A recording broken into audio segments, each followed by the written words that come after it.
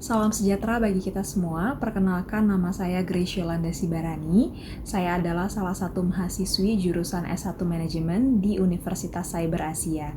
Pada kesempatan kali ini, saya akan mempresentasikan hasil ujian tengah semester saya untuk mata kuliah Digital Innovative Entrepreneurship. Pada kesempatan kali ini terdapat 4 topik pembahasan. Yang pertama adalah penjelasan singkat dan jelas tentang 10 Types of Innovation oleh Doblin. Yang kedua adalah studi kasus dari salah satu perusahaan ataupun brand. Yang ketiga, analisis 10 Types of Innovation pada studi kasus perusahaan ataupun brand. Dan yang keempat adalah usulan inovasi tambahan pada studi kasus perusahaan ataupun brand tersebut. Topik yang pertama ialah penjelasan singkat dan jelas tentang 10 Types of Innovation oleh Doblin. 10 Types of Innovation adalah sebuah kerangka atau framework yang dikembangkan oleh J. Doblin pada tahun 1981. Metode ini digunakan untuk membantu perusahaan memahami dan menciptakan inovasi secara lebih strategis dan menyeluruh. Model ini mengelompokkan inovasi ke dalam 3 lapisan strategis utama. Yang pertama adalah configuration atau konfigurasi bisnis internal, di mana menggambarkan bagaimana perusahaan membangun mesin pencipta nilai ekonominya. Yang kedua adalah offering atau penawaran produk ataupun layanan, menjelaskan sifat nilai utama yang dijual kepada pelanggan. Yang terakhir adalah experience atau pengalaman pelanggan, mencerminkan cara perusahaan membangun hubungan pasar secara emosional dan fungsional. Topik yang kedua adalah studi kasus dari salah satu perusahaan ataupun brand. Pada kesempatan kali ini, mahasiswi memilih studi kasus di perusahaan Unilever Indonesia. Unilever Indonesia adalah anak perusahaan dari Unilever Global yang bergerak di sektor Fast Moving Consumer Goods atau FMCG. Portofolio produknya mencakup yang pertama makanan dan minuman seperti Bango, Royco, Blue Band. Dan yang kedua ada perawatan diri seperti Lifebuoy, Sunsilk, dan Pepsodent. Dan yang ketiga ada perawatan rumah tangga seperti Rinso, Sunlight, dan juga Molto. Selanjutnya adalah topik yang ketiga, yaitu analisis 10 Types of Innovation pada studi kasus di perusahaan Unilever Indonesia. Yang pertama ialah dari model configuration atau konfigurasi internal, di mana terdapat 4 model. Yang pertama itu adalah profit model atau model keuntungan berbasis volume, segmentasi, harga, dan juga repetisi konsumsi. Unilever tidak mengandalkan margin tinggi per unit, tetapi menerapkan volume distribusi masif, segmentasi harga dari kelas rendah hingga premium, dan siklus pembelian yang berulang atau repeat consumption. Keunggulan kompetitifnya yaitu risiko pendapatan tersebar dan tidak bergantung pada satu produk unggulan. Yang kedua adalah network atau ekosistem kemitraan rantai pasok nasional terintegrasi. Dalam hal ini, Unilever membangun jaringan yang melibatkan petani lokal sebagai pemasok bahan baku, industri pengemasan, distributor nasional, jutaan pengecer mikro seperti warung dan juga UMKM, dan platform e-commerce.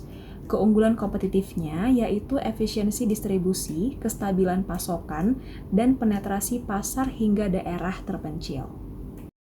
Lalu yang ketiga adalah struktur organisasi berbasis divisi produk dan riset konsumen. Struktur internal Unilever disusun berdasarkan kategori produk, unit riset perilaku konsumen, dan juga unit keberlanjutan. Keunggulan kompetitifnya yaitu organisasi menjadi adaptif dan juga berbasis data. Lalu yang keempat adalah proses produksi massal berbasis efisiensi, standarisasi, dan keberlanjutan. Unilever mengintegrasikan otomatisasi pabrik, kontrol mutu berlapis, efisiensi energi, dan pengurangan limbah produksi.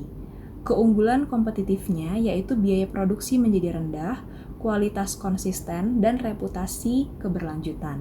Selanjutnya adalah analisis dari model offering atau penawaran produk, yaitu yang pertama adalah produk performance atau kinerja produk fungsional berbasis kebutuhan lokal. Produk Unilever dikembangkan berdasarkan kondisi iklim tropis, karakteristik mikrobiologi lokal, preferensi rasa dan aroma yang khas Indonesia. Keunggulan kompetitifnya yaitu produk menjadi relevan secara biologis, budaya, dan juga sosial.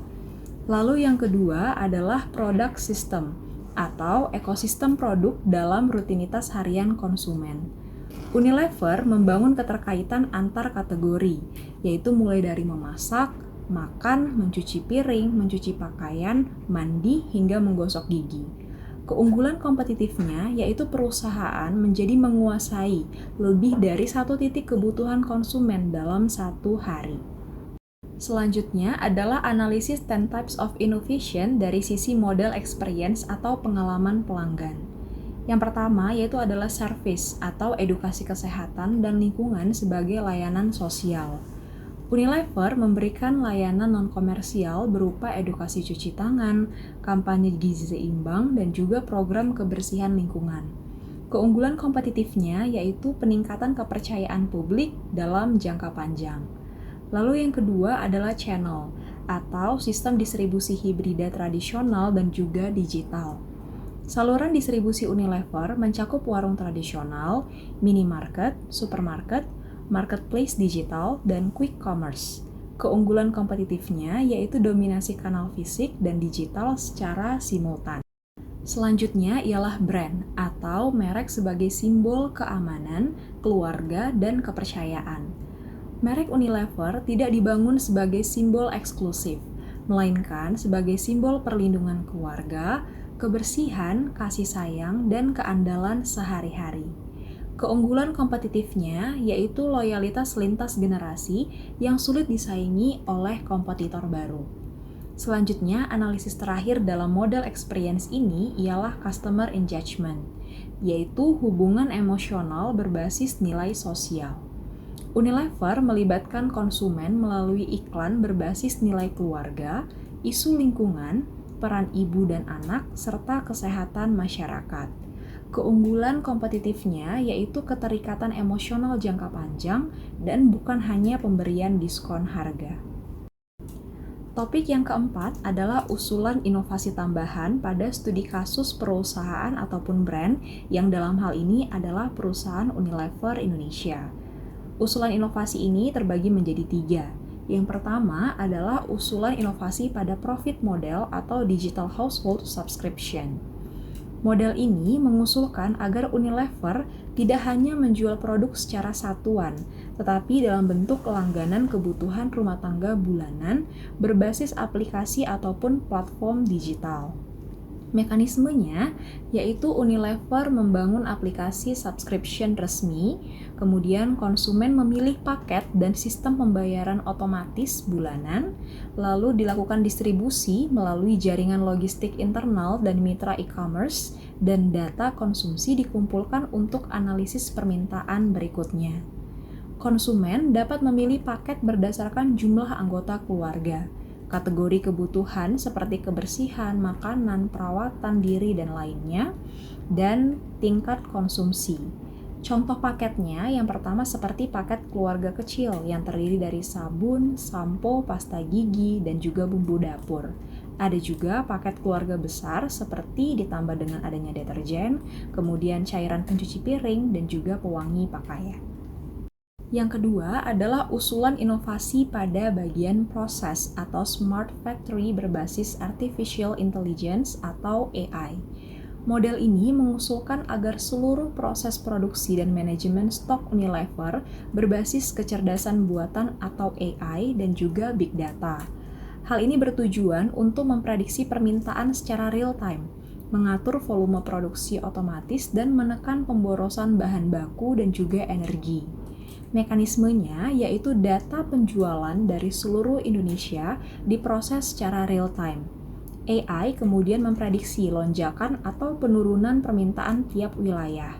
Sistem produksi menyesuaikan output secara otomatis dan distribusi diarahkan ke wilayah dengan potensi yang kekurangan stok.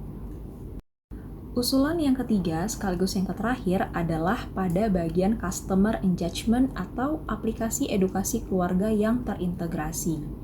Model ini mengusulkan agar Unilever dapat menciptakan platform digital berbentuk aplikasi edukasi keluarga yang berisi panduan kebersihan rumah tangga, edukasi gizi anak dan ibu, perawatan kesehatan dasar, dan pengelolaan sampah rumah tangga. Dalam hal ini, aplikasi tidak berfungsi sebagai toko, tetapi sebagai mitra kehidupan keluarga.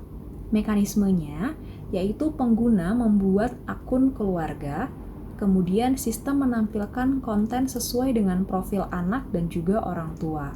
Lalu diberikan tantangan kebiasaan sehat harian dan pengguna memperoleh poin yang dapat ditukar dengan produk Unilever.